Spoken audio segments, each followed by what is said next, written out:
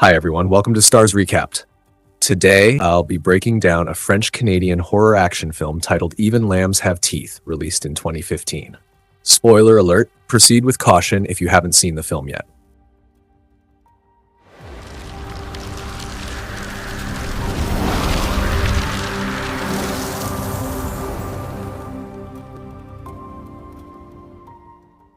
The movie kicks off with two best friends, the reserved Katie and the more carefree and bold Sloan, as they gear up for a month-long trip out of town. Their destination? Eco-Field Organic Farms, where they plan to work and earn some cash to fund a shopping spree in New York City. The next morning, Katie's uncle Jason, who also happens to be a police officer, picks them up. Before heading to the farm, they spend the night at Jason's place, along with his girlfriend. While settling in, Sloan suggests they use fake names during their time in town, just for fun. Sloan chooses Heather and Katie goes with Ripley. The following day, Uncle Jason drops them off at a nearby station where they'll catch a bus to the farm. Being the protective uncle he is, Jason advises them to come up with a safe word, something they can use in case they ever find themselves in danger. The arrangement is simple. Katie must text her Uncle Jason a code word at the end of every message, a different word each day, following the order of the alphabet. For today, the safe word is apple. After Jason leaves, the girls still have about an hour to kill before their bus arrives, so they head to a nearby cafe. There, they quickly attract the attention of two local guys and end up sharing a table with them. Introducing themselves by the fake names they picked the night before, Heather and Ripley, the girls learn the men are brothers named Jed and Lucas. The brothers offer to give them a lift to the farm. Katie hesitates, sensing something's off, but gives in to Sloan's eager expression. They hop into the brothers' blue pickup truck, but the ride takes an unexpected turn. Jed deliberately drives past the farm without stopping, leaving the girls confused and increasingly uneasy. Eventually, they arrive, but not at the farm. Instead, they're greeted by the brothers' unsettling mother, who invites them in for tea before heading to the farm. Inside, Katie receives a text from her uncle and responds with the day's safe word, letting him know everything seems fine. Meanwhile, the women are served pie and tea, and although something feels wrong, they eat and drink it anyway. Their vision starts to blur. The tea was drugged. Realizing too late that something is terribly wrong, Katie and Sloan try to flee. But before they can escape, Jed and Lucas overpower them, knocking them unconscious and dragging them back inside. The next morning, the girls awaken in panic, chained deep in the woods. Jed coldly informs them that this will be their new home. He and his crew provide just enough to keep them alive: a bed, some clothes, and a toilet. Soon after, we're introduced to Boris, the man behind this twisted operation. He arrives at the campsite, takes Katie's phone, and begins checking her messages. It doesn't take him long to realize the girls used fake names, and more importantly, that the word apple in her text is a code word. Under pressure, Katie and Sloan admit it's part of a safety system they have with Katie's uncle. With their deception exposed, Boris intensifies security. Later, as Katie and Sloan are preparing to shower under a crude outdoor setup, the town sheriff suddenly arrives, gun drawn.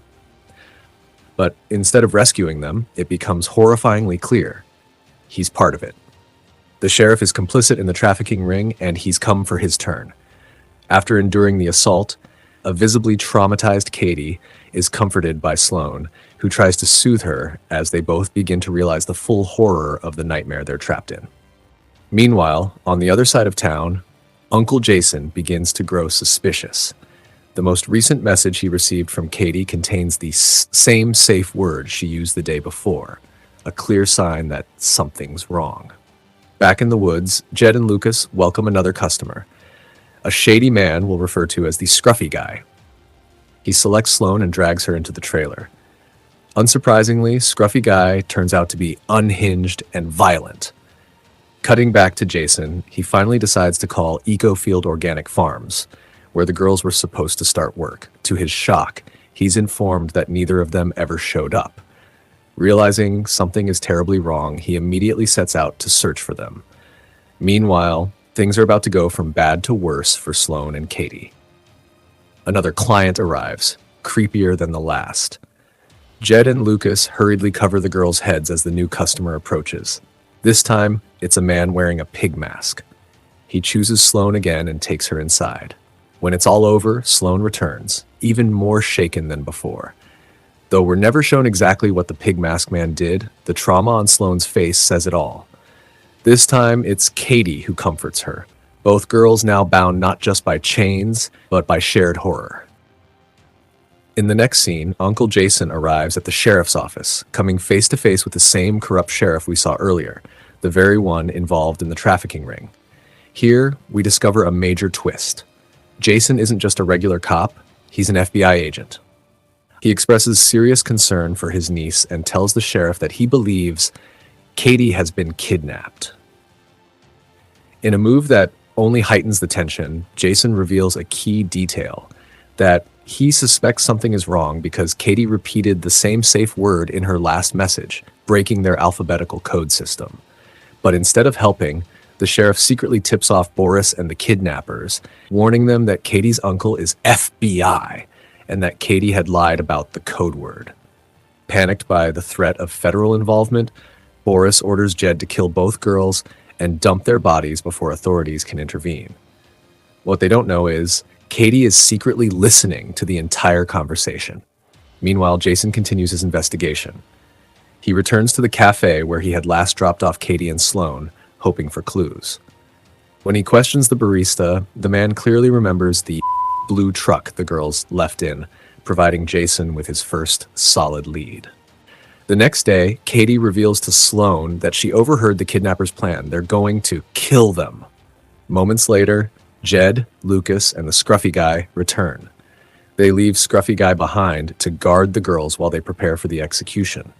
Sensing an opportunity, Katie seduces the guard, getting close enough to suddenly tear out his throat with her teeth. With their captor dead, the women quickly free themselves from their chains. Not long after, the sheriff pulls up, likely there to finish the job, but he's too late.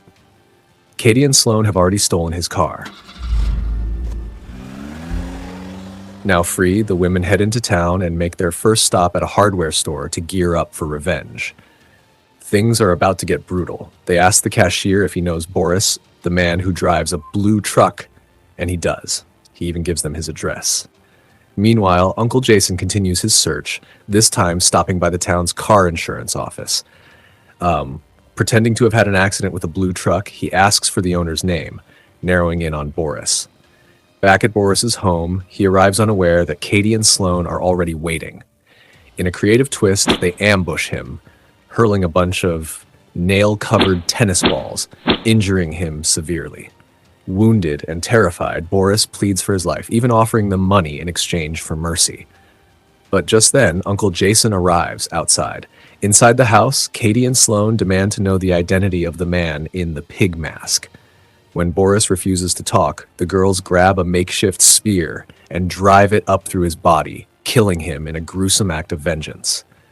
By the time Jason enters the house, Katie and Sloan are gone, and he's left staring at the brutal remains of a dying Boris. Jason hears the roar of a car engine and rushes outside, just in time to see Katie and Sloan speeding away. With no time to lose, he turns his attention to the gravely wounded Boris and rushes him to the hospital. In the next scene, the sheriff informs Jason that Boris didn't survive. Growing increasingly concerned, Jason tries calling Katie's phone, but something isn't right. Realizing his secret is out, the sheriff draws his gun, his cover blown. Meanwhile, Katie and Sloan arrive at a church, and here the chilling truth is revealed. The man behind the pig mask is none other than the town's priest, the very man who assaulted Sloan. With fury in her eyes, Sloan walks into the church, confronting her rapist face to face. Together, Katie and Sloan fight back, and this time they win. Later, as they drive away, the two friends appear relieved, even free, their nightmare finally over. But the real shock comes when they pull over and step out of the truck. Chained to the back of the vehicle is the pig mask priest. He's been there the whole time. As a final act of justice, they drench him in gasoline and set him ablaze, leaving the monster to burn as they drive off, free, fierce, and unbroken. While Katie and Sloan seem to be thriving after their escape, Uncle Jason isn't so lucky. He's now being held captive by the corrupt sheriff. Even worse, the sheriff has already abducted 2 more young women, continuing the horrific cycle. But just in time, Katie and Sloan return, and this time they're out for blood. They capture the sheriff, tie him up, and play a deadly game of Russian roulette, a twisted form of justice. By now, it's clear the girls are no longer the same, hardened by trauma and maybe even a little unhinged. But after everything they've endured, can you really blame them? As the sheriff begins to beg for mercy, Katie ends it with a final brutal blow to the head. They free the 2 kidnapped women, telling them to rescue Uncle Jason. When Jason asks who killed the sheriff, the women stay silent out of gratitude for being saved. But Katie and Sloan aren't done yet. They pay a visit to Jed and Lucas's mother, the woman who drugged them days earlier. Using her own tactics against her, they drug and abduct her, dragging her to the basement where Jed is tied and gagged. What follows is pure vengeance. The women bash Jed's head in with baseball bats, all while his mother is forced to watch. Next, they confront Lucas, who is also tied up. But instead of killing him outright, they hand him a bat and tell him to beat his own mother. When he refuses, they shoot him dead, then stage the scene to make it look like a murder-suicide. Their plan? Pin the entire chain of killings on Lucas. In a desperate bid to survive, the mother offers them money. But Katie has other plans. She kills her with a lawnmower, ending the bloodline of monsters once and for all. In the final scene, some time has clearly passed. Uncle Jason pulls up to pick up Katie and Sloan. He drops them off at the airport where the 2 women smile and laugh, finally heading off to New York City, the dream they once thought they'd never reach. And that's the story of Even Lambs Have Teeth, a revenge-fueled horror that flips the script on its villains. If you enjoyed the recap, don't forget to like, comment your thoughts on the film, and hit that subscribe button for more breakdowns like this. Thanks for watching.